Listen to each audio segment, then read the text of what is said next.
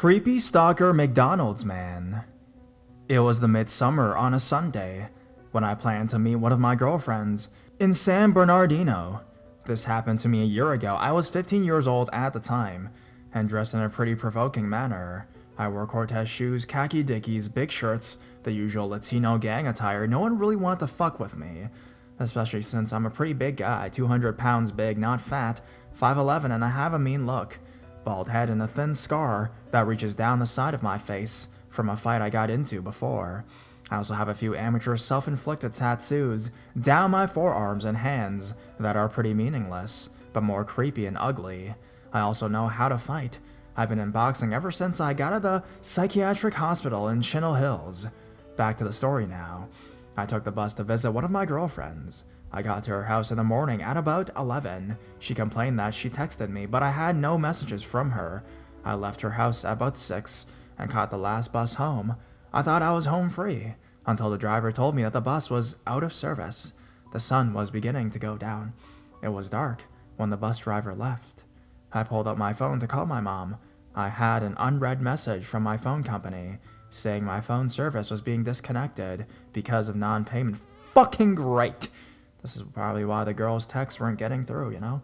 Now, I'm stuck in the middle of the most poverty-stricken counties with no way to contact my parents or even get home. I was in front of a theater by Rego San Bernardino 14 and RPX and behind the Carousel Mall. A few people loitering at the bus stop rushed me and asked me if I was selling dope. Really wasn't surprised by that.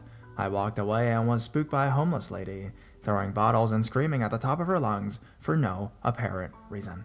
I ran a block, looking for a payphone, a way to call my parents. I reached a McDonald's, where I was planning on calling my parents with their free Wi-Fi. My phone died when I got there.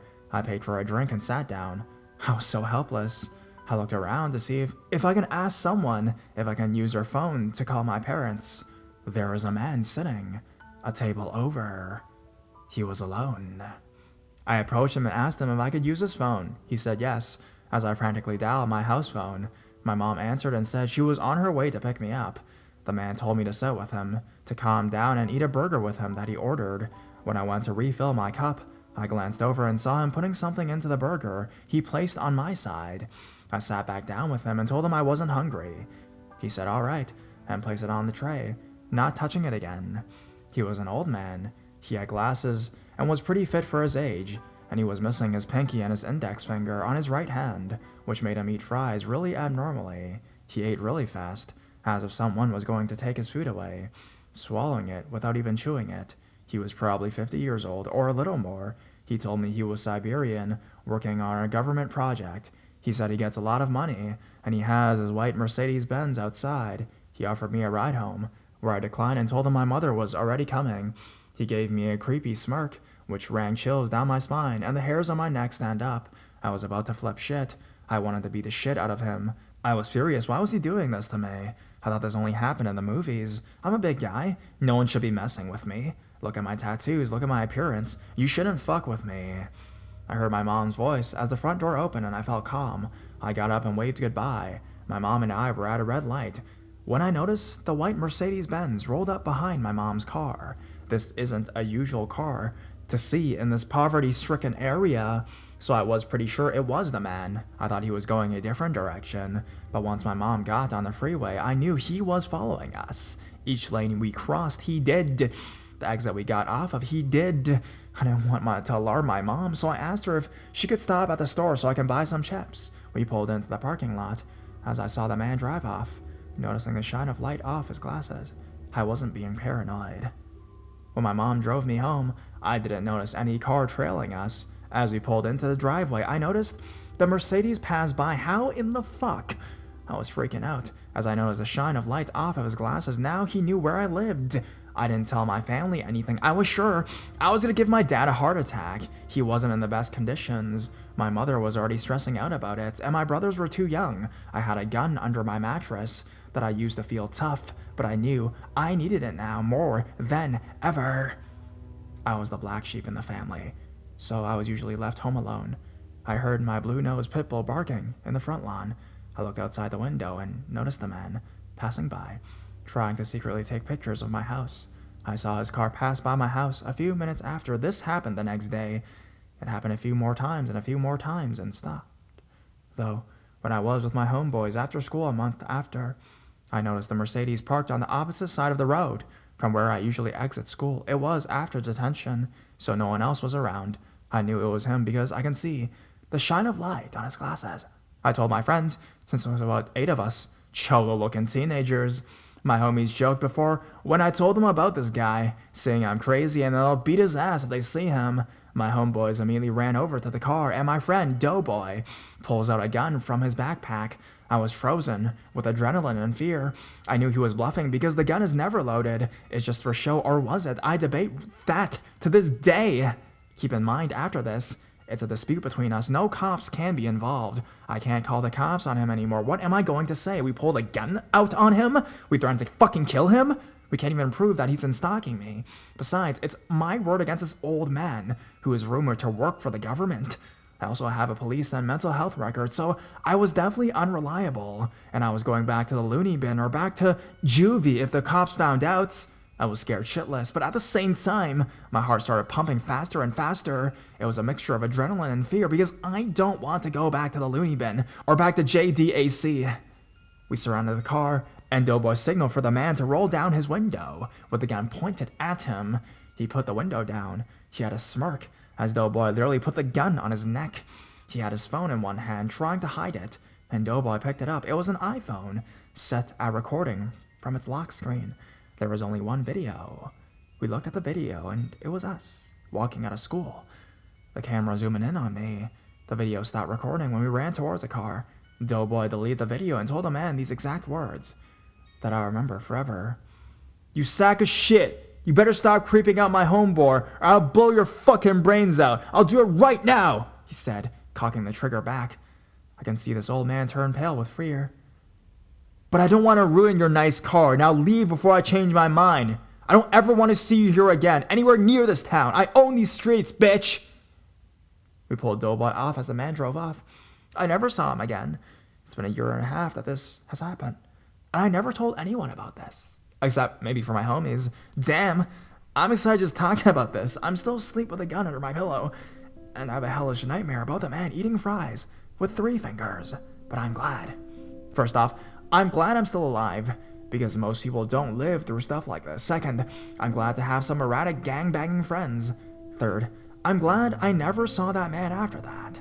Creepy rich stalker, Siberian old man that I met at McDonald's. Let's not meet again. For your own safety and mine.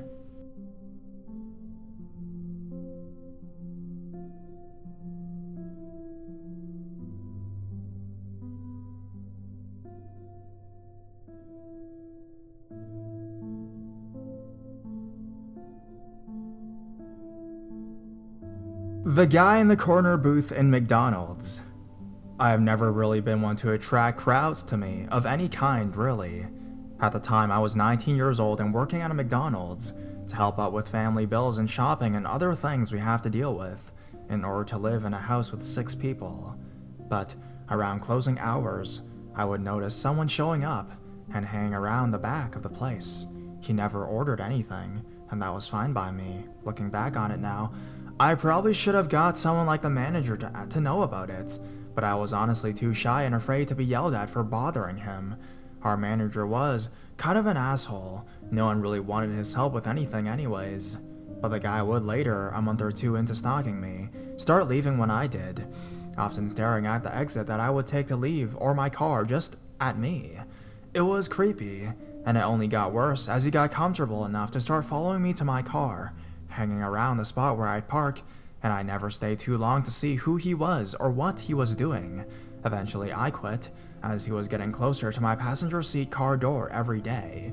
I figured any longer, and he'd actually get into my car with me, but this was when I was 19 and stupid, me now being 22. I wish I called the cops on the stalking prick who only stared at me. It was only me too. The other cashier noticed he was there, and like I said, no one wanted to get the manager involved, seeing as he was kind of rude to everyone, and no one wanted to deal with the aftermath of him yelling at him to get out. But looking back, it honestly would have been worth his angry attitude. Even so, I think the guy would come back anyways. I've never seen the guy, but his cold eye staring at me leaves a mark in my brain. So, creepy guy in the corner booth of McDonald's, let's not meet.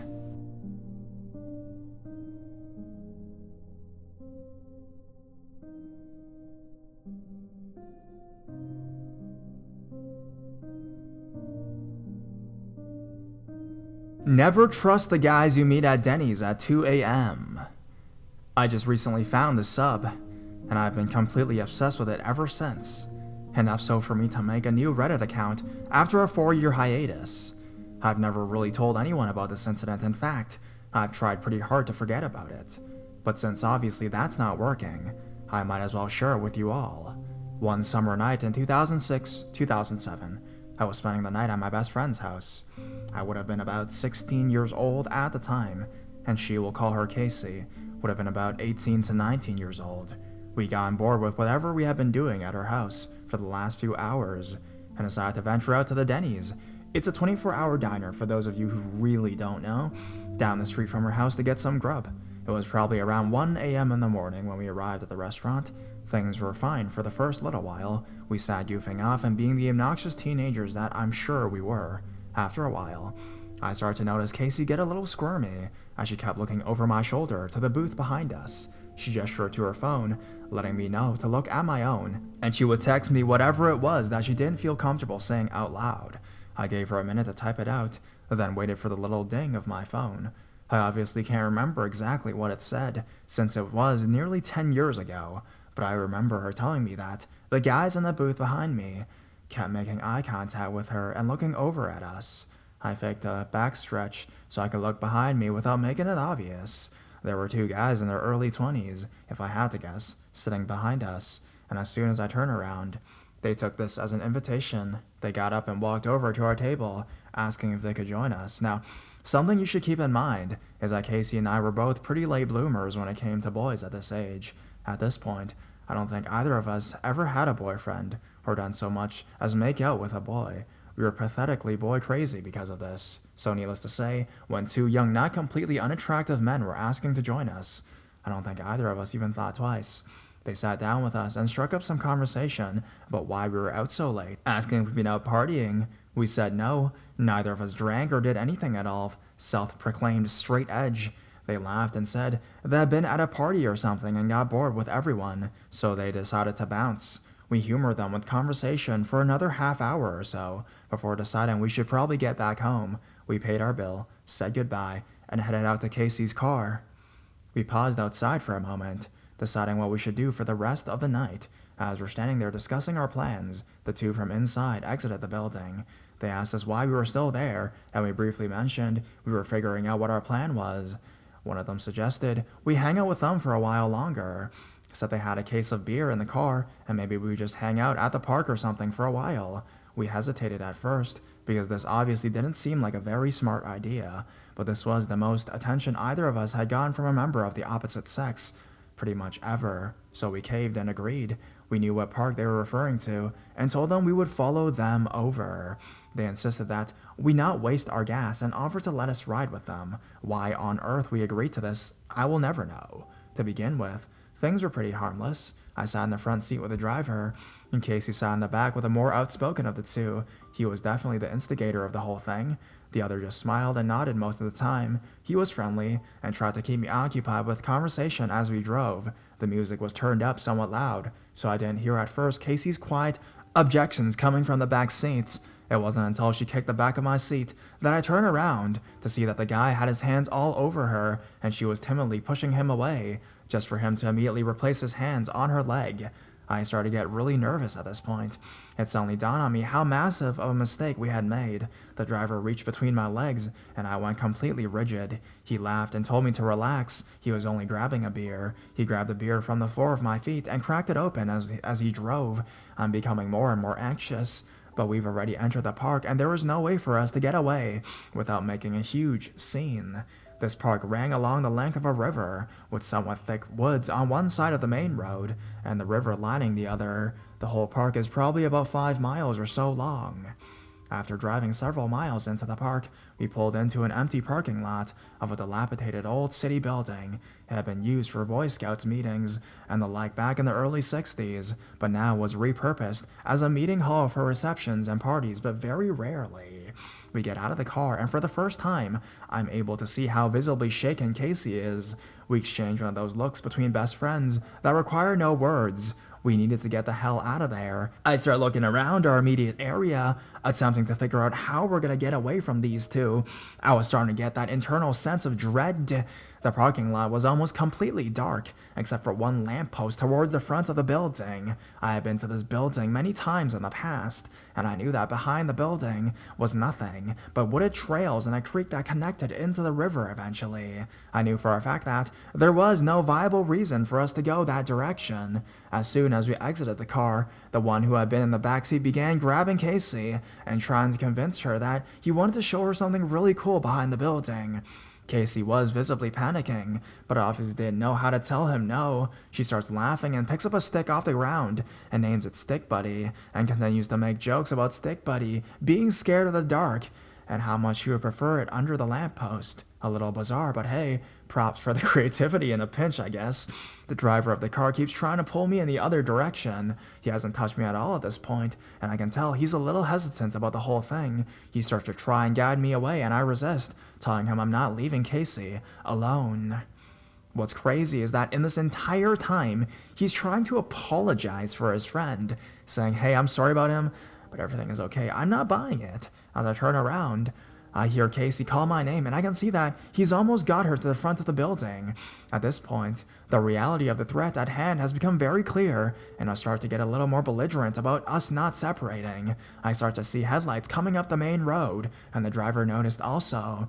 I think this is what spooked him, because he starts telling his friend that we should go, and it's not worth it. He gets visibly irritated and says, fine, fuck it, and they begin to walk back to the car. Thank God, I think, as we get back into the car, we get back in, and the driver pulls out of the parking lot, but I know we're not out of the woods yet. In the back seat, the other guy still has his hands all over my friend. At this point, I'm feeling lower than low. I should be standing up for my friend. I should be jumping at him, telling him to get his grubby hands off of her. But I don't. I sit there silently. I'm terrified at this point. These two could easily overpower me. Both of them had told us that they were soldiers in the military, and it was very clear how likely that actually was, just judging by how muscular they both were. I didn't know what to do at this point. I kept telling the driver that we needed to get back to our car, that my dad was expecting us home by now, or something along those lines, which unfortunately was total bullshit, because no one even knew we left the house. I just wanted to get back to our car and forget any of this ever happened. The driver kept saying he would take us back soon, and everything was just going to be fine. As we turn onto the main road from the parking lot, I see headlights in the rearview mirror. Then, as if someone had heard the pleas in my head, I see red and blue lights flicker on. We were being pulled over. The driver starts to panic about the fact that he's got two underage girls in his car and an open 24-pack of beer on the floor at one of their feet. He starts shoving beer into the back seat when we pull to the side of the road. I'm mentally preparing for how I'm going to let this officer know that we were in trouble. Just before the cops approach the window, one of them tells us not to say a word, since they could get in a lot of trouble for this. Apparently that was enough for me to keep my teenage mouth glued shut, because I couldn't bring myself to say or do anything. The officer asks what we're doing in the park after dark. The driver tells him we're just trying to kill some time and boredom and just driving around. It was pretty clear the officer doesn't really believe him, but he likes these just things for out here drinking or smoking pot, like most teenagers do. He doesn't ask for anyone else in the car's ID, just the driver's information. When he hands him his military ID, the cop hands it back, reminds him of the park hours of dusk till dawn, and asks us to leave the property. The driver smiled, apologized, and thanked the officer. He told us to have a good night, and went back to his car. I was so furious with myself for not being able to say anything. I felt like I had let my best friend down, and that if I'd just been able to say something, this wouldn't be happening. My heart sank into my stomach as I watched the red and blue light shrink in the distance, and we drove away from what seemed like our only safe haven at that moment. I made a joke about that being enough risk for me one night, and said it was probably best we just get back to our car now. The one in the back started to protest, but the driver agreed and turned out of the park heading back towards the restaurant. They dropped us off at our car, and then promptly disappeared into the night. Casey and I got back into a car, speechless, and drove back to her house. To this day, we very rarely bring up this incident. I think we're both just ashamed of how stupid we have been to put ourselves in that position in the first place. Although I never saw either of them after that night, Casey unfortunately did. We both worked in a department store portrait studio at the time, and a few weeks later, the one in the backseat came in to get family photos taken of himself, his wife, and his toddler. She contemplated telling his wife about what happened, but didn't think that she'd believe her. I told her she should use the name that the appointment was made under to call the cops about what had happened, but it turned out the wife had booked the appointment, so we decided to just let that moment of stupidity slip into the past. Casey and I are still best friends to this day, and I've always wanted to apologize to her for not doing anything that night, not saying anything that night, but the only times I've tried to bring it up, she brushes off the topic before I can tell her, for what it's worth, I'm sorry, dude.